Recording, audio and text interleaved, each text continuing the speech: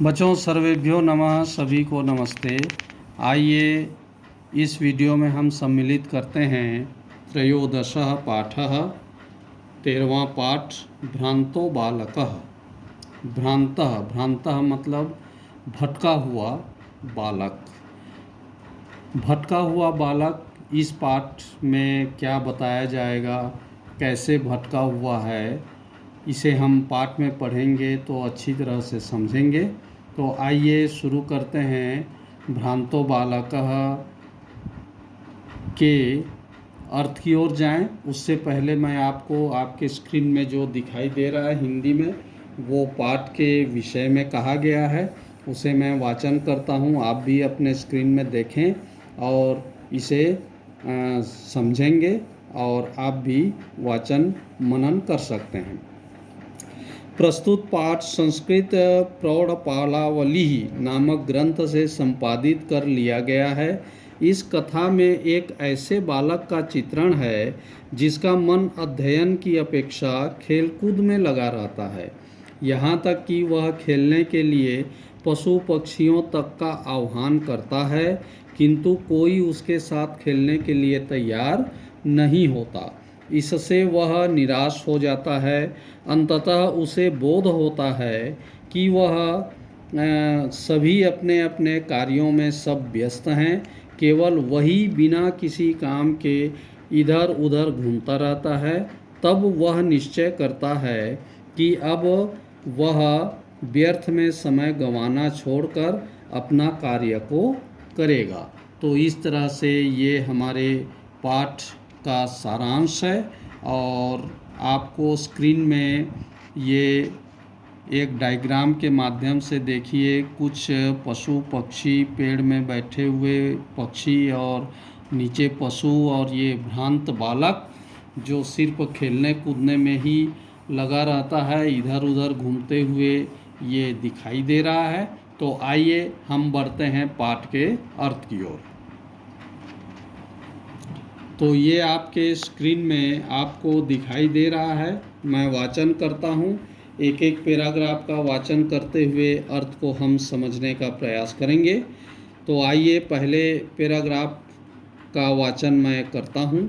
भ्रांतः कश्चन बालः पाठशाला गमनवेलायां क्रीडितुं निर्जगाम, किन्तु तेन सह केलिभिः कालं क्षिप्तुं तदा कोऽपि न वयस्येषु उपलभ्यमान आसीत्। यतस्ते सर्वे अपि पूर्वदिनपाठान् स्मृत्वा विद्यालयगमनाय त्वरमाणा बभूवुः।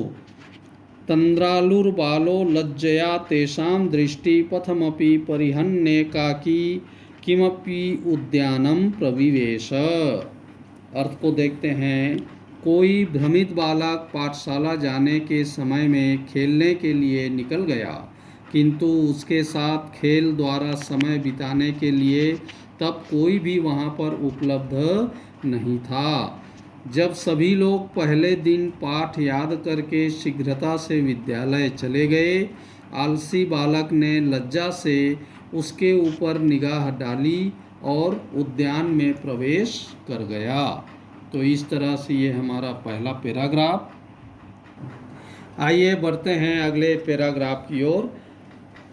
सचिन्तयामास विरमन्त्वेते बराकाः पुस्तकदासाः, अहं पुनरात्मानं विनोदयिष्यामि, ननु भूयो द्रक्ष्यामि क्रुद्धस्य उपाध्यायस्य मुखं।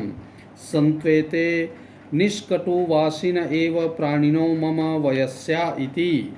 अयं स पुष्प उद्यानं व्रजन्तं मधुकरं दृष्ट्वा तं क्रीडाहेतोः आह्वयत्। सः द्विस्त्रीरस्या आह्वानम् एव न मानयापास। ततो भूयो भतः हठमाचरेति बाले सो अगायत्, वयं ही मधुर संग्रहव्यग्र्या इति। अब देखिए दूसरे पैराग्राफ में वह बालक क्या करता है आगे। उसने सोचा, इन पुस्तकों के गुलामों को रोकने के लिए क्या करूं? मैं पुनः उन्हें जाकर मनोरंजन के लिए कहता हूं। उसे बार बार देखकर क्रोध करके गुरु के मुंह को देखा। वृक्ष के कोटर में रहने वाले सभी प्राणी मेरी तरह ही हैं। ऐसा कहकर वह फूल के बगीचे में पक्षियों को खेलने के निमित्त बुलाने लगा। उसके 2-3 बार बुलाने पर भी नहीं आने पर बार बार हट करने पर बालक से कहा कि हम सब पुष्प के रस के संग्रह में लगे हुए हैं। इस प्रकार कोई भी उसके साथ खेलने को तैयार नहीं होता है। तो आइए आगे पैराग्राफ में क्या कहा जा रहा है हम देखते हैं। आपके स्क्रीन में ये दिखाई दे रहा है बच्चों। आप इन लाइनों को देखिए। मैं वाचन करते हुए अर्थ को बताने का प्रयास कर रहा हूँ। तदा सबालः कृतमनेन मिथ्यागर्वितेन कीटेन इव्यन्यो दत्त दृष्टिश्चटकमेकं चञ्च्वा तृणशलाकादिक माददात् अपश्यन् च उवाच च अयि चटकपीत मानुषस्य मम मित्रं भविष्यसि एहि क्रीडावः त्यज शुष्कमेतत् तृणं स्वाधुनि भक्ष्य कवलानि ते दास्यामि इति स तु नीडः कार्यो वट दुःशाखायां तद्यामि कार्येण इत्युक्त्वा स्वकर्मत्याग्रो बभूव। अब देखिए आगे क्या होता है उस बालक के साथ। वह बालक झूठे गर्व वाले के समान कीड़ों को छोड़कर चिड़िया जो अपने चोंच से घास के तिनकों को ग्रहण कर रहे थे देखा और उनसे कहने लगा, अरे चिड़ियों, क्या तुम मेरे जैसे मनुष्य के मित्र बनोगे? यहाँ आओ, हम यहाँ खेलते हैं। सूखे हुए तृण को स्वाद युक्त खाने के लिए उपयुक्त कौर लेकर वे उसे देखकर सब अपने घोंसलों में बरगद के पेड़ की शाखा पर अपने कार्यों में संलग्न हो गए। इस तरह से उसके साथ चिड़िया भी खेलने के लिए आने के लिए मना कर दी। अब आगे देखिए क्या होता है अगले पैराग्राफ में। तदा खिन्नो बालकः एते पक्षिणो मानसेषु नोपगच्छन्ति तद अन्वेषयाम्य परम मानुषोचितं विनोदयितारमिति परिक्रम्य पलायमानं कमपि श्वानम् अवलोकयत्। प्रीतो बालम् अस्तमित्यं संबोधयामास, रे मानुषाणां मित्रं किं पर्यटसि अस्मिन् निदाघ दिवसे? आश्रयस्वेदं प्रच्छालय शीतलं तरुमूलम् अहमपि क्रीडासहायं त्वामेवानुरूपं पश्यामि इति कुक्कुरः प्राह। अब देखिए निराश होकर वह बालक जो पक्षियों के मनुष्य के पास न आने से किसी और को खोजता हूँ, ऐसा सोचकर मेरे जैसे मनुष्य के साथ खेलें ऐसा मन में विचार करके मनोरंजन करने वाले घूमते हुए भागते हुए किसी कुत्ते को देखा और प्यार से अपने पास बुलाकर कहा, अरे मनुष्यों के मित्र, क्या तुम मुझे गर्मी के दिन में घूमते हुए देख रहे हो? तुम मेरे साथ पेड़ की ठंडी छाया में आओ, मैं भी खेल में सहयोगी के रूप में तुम्हें देख रहा हूँ। तब कुक्कुरः प्रतियाह, तब कुत्ते ने उससे कहा, और क्या कहा देखिए बीच में एक श्लोक दिया हुआ है बच्चों, उस श्लोक को हम देखते हैं। यो मां पुत्र प्रीत्या पोषयति स्वामिनो गृहे तस्य रक्षा नियोग करणान्न मया भ्रष्टत्यसीमीषदपि इति।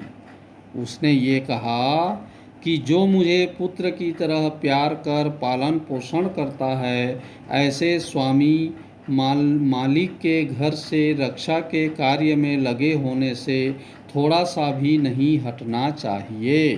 अर्थात मैं तुम्हारे साथ नहीं खेल सकता, ऐसा उस कुत्ते ने भी कहा। फिर आगे क्या होता है आइए देखते हैं अगले पैराग्राफ में। सर्वेखम निषिद्धः सह बालो विघ्नितं मनोरथः सन् कथमस्मिन् जगति प्रत्येकं स्वस्वकृत्ये निमग्नो भवति, न कोऽपि अहमिव वृथा कालक्षेपं सहते, न म एतेभ्यः ये यैमे तन्द्रातुलायां कुत्सा समापादिता, अथ स्वोचित अहमपि करोमि इति विचार्य त्वरितं पाठशालाम् उपजगाम। ततः प्रभृति सह विद्याव्यसनी भूत्वा महती वैदुषीं प्रथां संपदं च लेभे। अंतिम में अब देखिए, अंत में अब ये जो बालक है जो घूम रहा है इधर उधर और चिड़ियों को और पशुओं को और कुत्ते को बुलाने पर कोई उसका साथ नहीं देता, तब सभी लोगों से मना किया गया वह बालक टूटे हुए मन से देखता है कि सभी अपने अपने काम में व्यस्त हैं, कोई भी अपना समय बेकार नहीं गंवाना चाहता। अपने आलसी स्वभाव के कारण उसे स्वयं से घृणा भाव जागृत हो जाता है। वह निश्चय करता है कि वह व्यर्थ समय न गंवाकर पाठशाला जाएगा। बाद में वह विद्या में रत रहने वाला बालक होकर बहुत प्रसिद्धि व संपदा को प्राप्त करता है। तो इस तरह से बच्चों, ये इस पाठ से हमें ये शिक्षा मिलती है कि हमें समय को व्यर्थ में नष्ट नहीं करना चाहिए। पढ़ाई के समय हमारा जो यह समय है पढ़ाई का है, तो हमें पढ़ाई करनी चाहिए, ये हमें शिक्षा मिलती है। धन्यवाद।